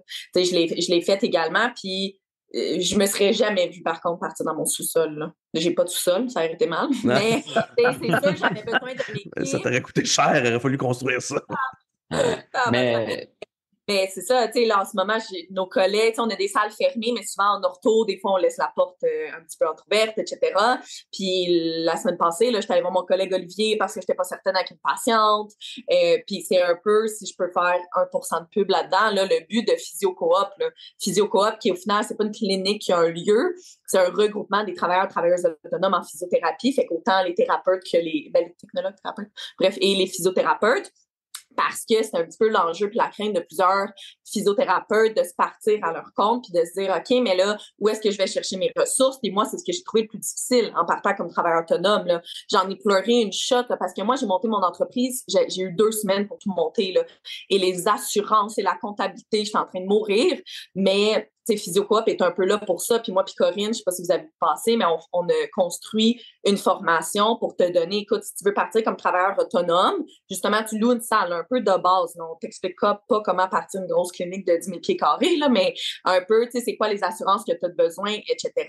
Mais au-delà de ça, Physio-Coop, on se fait du mentorat, on a 4 à 5 get-together par année, on se fait des formations à l'interne, etc. Fait que c'est un petit peu pour essayer d'enlever ça, cet isolement-là, là. Vous commencez à en avoir des ressources et des super belles opportunités comme ça. Là, Physio-Coop, merveilleux projet. Là, j'ai entendu parler de ça aussi beaucoup par des amis qui en font partie. Puis, tu peux aller en chercher. C'est sûr, ça sera jamais, je pense, le mentorat que si tu es dans une clinique employée et puis on t'offre vraiment un setting avec tant d'heures de mentorat par semaine au début pour te démarrer. Là, tu sors de l'école, c'est très rassurant d'aller dans une clinique comme employé parce que tu sais qu'ils sont là, puis sont gros, ils vont te backer, puis ils vont te donner ce que tu as besoin, mais les ressources commencent à être là, du moins, pour les travailleurs autonomes là, en physiothérapie. Là. C'est le fun à voir, mais encore une fois, c'est une question de technologie. Tu donnes une formation en ligne avec du vidéo, des choses comme ça. C'est des choses qui se faisaient pas nécessairement avant. Là. Il faut aller chercher. Oui, ben c'est ça, définitivement. Ça va pas se présenter à toi de la même façon. T'sais. Mais encore une fois, tu es à ton compte. Donc, ce que tu veux qu'il se produise, il faut que tu le fasses. Hein, il va pas te tomber dessus. La vie est ainsi faite. Je pense je pense que ça pourrait être bien de clore sur un peu cette. Puis c'est plate, ça aurait été le fun que Marc-André soit avec nous pour en parler. Là. Moi, j'ai déjà entendu Marc-André dire que pour lui, ça lui a pris 7 ans avant de considérer qu'il était un bon physio. Puis là, c'est vous deux, vous n'avez même pas 7 ans d'expérience. Olivier, t'es pas tellement loin, là. 7-8, non? Ouais, c'est ça. Mais, tu sais, moi, je suis pas d'accord avec ça, mais je pense que dans un certain sens, je comprends pourquoi il dit ça. Tu sais, d'une certaine façon, je pense que le mentorat, ça fait partie des choses que les jeunes gradués veulent. C'est probablement le numéro 1 dans la liste, là. Après ça, généralement, on va voir l'esprit d'équipe, là, puis la camaraderie au travail. Entre autres parce que j'imagine qu'à l'université, on pousse beaucoup pour ça. Là. Tu devrais avoir du mentorat quand tu gradues, etc. Fait que ça devient quelque chose qui est nécessaire. Puis je pense que c'est primordial pour plein de raisons. Tu sais, on vous parlez du fait que c'est peut-être pas nécessairement toujours facile d'emblée d'avoir du mentorat quand on est travailleur autonome, quand on se passe seul et compagnie, mais je dois être obligé de vous dire que, surprenamment, il n'y a pas tant de physio-employés qui en ont non plus. Tu sais, c'est pas la panacée, là. Il y a beaucoup d'endroits où on va dire qu'on va t'en donner, mais on t'en donnera pas. Il y a beaucoup d'endroits où on dit simplement pas qu'on t'en donne carrément. Ou parfois, ton mentorat va être avec quelqu'un qui est pas physio. Donc, il y a cette réalité-là qui peut être un peu particulière. Donc, est-ce que, puis là, c'est une question qu'on pose à Marc-André, est-ce que Marc-André, ça lui a pris 7 ans avant de se sentir compétent dans son travail à cause d'un manque à ce niveau-là? Tu sais, moi, quand je fais du mentorat, moi puis mes collègues directeurs, directrices chez nous, quand on fait du mentorat avec nos collègues physio qui ont soit pas d'expérience ou peu d'expérience ou même beaucoup d'expérience. Notre objectif, c'est d'aider les professionnels, les physios, les technologues, les ergos même, là, à se sentir le plus vite possible, le plus compétent possible dans leur travail pour qu'ils aiment leur job. Puis t'as l'avantage de tout le monde. T'sais. Si t'aimes ta job, t'es content dans ton travail, les relations sont meilleures, les patients sont satisfaits, toi, t'es satisfait comme individu, puis on fait tous rayonner la physio ensemble. T'sais, est-ce que ça fait du sens de penser que ça prend 7 ans avant d'être compétent en physio? Puis si oui, pourquoi? Sinon, pourquoi? Moi, je pense on pourrait conclure là, sur cette idée-là de Marc-André, puis son raisonnement par rapport au mentorat, finalement, puis à cette accessibilité-là, de la compétence comme physio. Là. Ça serait intéressant, en effet, de savoir. En fait, je suis pas mal sûre. C'est sûr, Marc-André va écouter le podcast et il va commenter Ben oui. là-dessus. J'ai J'ai demandé hâte s'il de voulait voir venir sa jaser avec nous. réponse. J'ai hâte de Non. voir sa réponse. Pour les 7 ans, tu sais, moi, c'est sûr, je peux pas te le dire. Là, ça fait 2 ans et demi que je suis physio. Mais, tu sais, je me demande, puis je sais pas si Marc-André va réfléchir là-dessus un peu, mais est-ce que tu peux juste devenir un bon physio en ayant ce parcours-là? Tu sais, pourquoi il n'y aurait pas d'autres chemins qui pourraient t'apporter à la même finalité? Puis moi, ce qui m'avait un petit peu ce qui m'avait questionné dans la publication, entre autres, de Marc-André, c'était qu'il disait, je me serais pas vu étant un aussi bon physio, avoir enseigné, fait du mentorat, fait des formations. Tu sais, la liste est longue. Puis je suis comme, mais c'est peut-être pas tout le monde qui veut se rendre là. Tu comprends-tu? Tu sais, je suis pas en train de dire que je veux pas être une bonne physio, là, pas du tout. Puis je pense que je suis capable d'aider beaucoup de patients, là. Fait que je pense pas que je suis poche non plus, là. Mais tu sais, il y a peut-être des gens que ça leur dérange pas que ça leur prenne plus de temps, puis il y a peut-être des gens qui veulent pas en avoir autant de projets comme Marc-André. Puis Marc-André, je parle, moi, dans ma tête à moi, c'est une sommité là, en physio, là, fait que je l'admire beaucoup, mais il y en a peut-être que c'est pas ça leur objectif professionnel. Puis, tu sais, côté mentorat, c'est ça que moi, j'ai de la misère à comprendre, parce que je suis comme, mais pourquoi je serais pas capable d'avoir la même chose?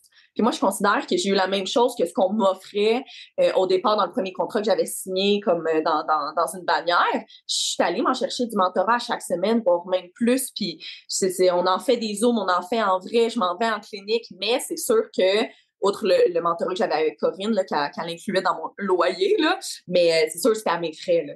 J'ai fait beaucoup de mentorat en rééducation périnéale et tout, je paye, fait que c'est le petit downside de ça, mais dans mon livre à moi, puis j'en ai fait là, dans la formation. Là, je pense que les gens autour de moi, puis mes patients n'arrêtent pas de dire de peut-être slacker un petit peu, mais je suis allée en chercher, mais de ma propre façon. Fait que on dirait que je suis pas tant d'accord de dire que ça va te prendre plus de temps parce que tu es travailleur autonome, mais le 7 ans, encore une fois, je vais pouvoir te le dire dans 5 ans, François. C'est très drôle on s'en fera un podcast dans 5 ans pour. C'est très drôle qu'on finisse là-dessus parce que c'était le sujet de mon travail de maîtrise, Okay. l'expertise en physio. Puis c'est ça, c'est fou, là, mais mon projet de maîtrise, on comparait des physios c'est une étude exploratoire, là, mais on comparait des physios de 10 ans d'expérience avec des physios de moins de 3 mois, ben moins de 6 mois, je pense. Puis au final, là, les nouveaux physios, là, sont bons en tabarouette. Là. Okay? Ils font les bonnes choses, il y a un bon raisonnement clinique. On s'attardait vraiment sur le raisonnement clinique. Ce qui leur manque souvent, c'est un peu la relation thérapeutique avec le patient. Ils sont très dans leur tête, ils pensent beaucoup. Finalement, ils sont peut-être moins en relationnel avec le patient, puis ils sont plus dans on va faire des bons tests pour avoir la bonne hypothèse. Mais on a des très bons physios qui sortent de l'école. Puis je pense que ce que ça prend un petit peu au final, ça prend aux gens l'opportunité de pouvoir poser des questions à quelqu'un. Que tu sois dans une clinique puis que tu as un physio à côté que tu peux lui poser des questions, si c'est un cas que tu es un peu dans le doute ou quoi que ce soit, ou que tu ailles sinon, que tu sois travailleur autonome puis tu as un autre travailleur autonome à côté que tu peux lui poser tes questions, ou une plateforme comme Physio Coop, où est-ce que tu es en relation. Si tu es capable d'aller chercher ça, je pense que tu peux finir par te sentir compétent parce que tu réponds aux questions qui t'arrivent au fur et à mesure. Mais la question de compétence, c'est quoi? Est-ce que après 7 ans de pratique, admettons, je me sens compétent comme physio? Je suis compétent parce que je suis capable de traiter des gens, mais si je regarde il y a quelques années, je suis comme, oh my God, il y a eu beaucoup de progression. Là, je suis rendu bien meilleur aujourd'hui. Puis probablement que dans 5 ans, je vais me dire, ouais, à 7 ans de pratique, c'était peut-être pas... C'était peut-être pas l'idéal, là, je ferais les choses différemment aujourd'hui. C'est que, je pense, une grosse question, la question de compétence, qu'est-ce que ça veut dire au final, mais nos nouveaux physios sont très bons, puis je pense que c'est ça, c'est juste de répondre à leurs questions un petit peu. Là. la compétence, ça passe beaucoup de comment tu te sens dans ton travail, tu sais, à quel point est-ce que tu été confortable, puis tu as une certitude. La certitude à 100%, elle existe nulle part, là, mais une certitude relativement élevée que tu es capable d'aider le monde, tu sais. Puis probablement que, puis j'ai vécu la même chose, là, moi, quand ça faisait 1 an que je pratiquais, je quand même, mon Dieu, c'était quoi ça, là, l'année passée, puis après 2 ans, oh là là, je suis vraiment meilleur. Mais je pense qu'on est tellement dans un monde où on doit s'améliorer en continu que nécessairement, ce qu'on va être dans 10 ans doit être meilleur que ce qu'on est aujourd'hui, juste parce qu'on suit les tendances puis l'évolution de la science. Tu sais. Il y a cette réalité-là où je pense qu'avec du recul, ça devient difficile de se dire que nécessairement, c'est normal que ça fasse du sens qu'on soit meilleur aujourd'hui qu'on l'était il y a 1 an. Tu sais. Juste de par le fait qu'on continue à s'informer sur où est-ce que la physio est aujourd'hui en 2024 versus où est-ce qu'elle était en 2020, par exemple. Tu sais. Et c'est pas un couteau à double tranchant où on se dit, ouais, j'étais donc bien poche en 2018, mais en bout de ligne, c'était parce que je pratiquais probablement plus proche de ce que la physio était aussi en 2018. Puis je juge aujourd'hui que ma pratique est meilleure, j'espère, parce que ça serait vraiment spécial d'avoir régressé en termes de l'impression de la qualité de ce qu'on offre. Donc, c'est peut-être plus là, tu sais, parce que la compétence réelle puis l'impression de compétence, ça peut être 2 choses différentes. Je vous laisse un dernier mot. Avez-vous quelque chose à dire pour terminer? Je pense qu'on pourrait terminer sur une phrase clé ou quelque chose clé de chacun de vous deux. Ah, ben, moi, je dis, on se revoit dans 2 ans, puis on se refait un petit podcast, là, puis on check si on est plus compétent, là. Oui, c'est ça. On va Non, voir où mais est-ce qu'on est rendu. pour bien clair, tu sais, je pense que le travail autonome en physio, c'est vraiment un choix qui, tu sais, tu le fais par rapport à ce que tu veux, tes valeurs. Tu sais, je parlais de mon sentiment d'indépendance, là. C'est vraiment, tu sais, ça vient avec une certaine personnalité, puis il faut que ça te motive, puis c'est quelque chose que tu veux faire, puis tu as du plaisir. Si tu es employé, puis tu as du plaisir, puis c'est bien pour toi, tu sais, c'est parfait aussi. Mais c'est un modèle que je pense qui va grossir dans les années futures parce qu'il y a l'opportunité pour ça, autant au niveau technologique, les cliniques qui s'ouvrent, qui peuvent te louer un local, tout ça. C'est une belle option à envisager pour du moins des nouveaux thérapeutes là, qui n'avaient peut-être pas cette option-là il y a quelques années. Là. Mm-hmm. Ouais, je suis d'accord. Puis, tu sais, moi, je le dis à tout le monde, là, je suis pas là avec une pancarte dans la rue en disant vite, deviens travailleur autonome. Là. Tu sais, c'est justement, c'est pas fait pour tout le monde. Puis, c'est juste que ce que je trouve beau en ce moment du mouvement, qu'il y a plus de gens qui deviennent travailleurs autonomes. Il y en a plus qui deviennent travailleurs autonomes, mais il y en avait si peu avant. C'est qu'au final, tu as le choix là, en ce moment. Là, c'est cette zone grise-là que je trouve qu'on n'avait pas en physio, qu'on est en train de développer. Puis, je suis convaincue qu'il y en a là, qui vont aller travailler autonome, puis que 5 ans plus tard, leur vie a changé, leur pratique a changé, puis ils risquent de retourner employés ou vice-versa, tu sais. Fait que d'avoir cette fluidité-là, cette latitude-là, c'est ce que je trouve beau dans ce moment que, ben, probablement qu'on ait cet échange-là, qu'on en discute de plus en plus, puis que, tu sais, il y ait un peu plus de questionnement par rapport à ce modèle-là, là. Ouais, mais tu parlais tout à l'heure d'être capable de tester ou Ouais. pour essayer de trouver qu'est-ce que je cherche exactement, tu sais.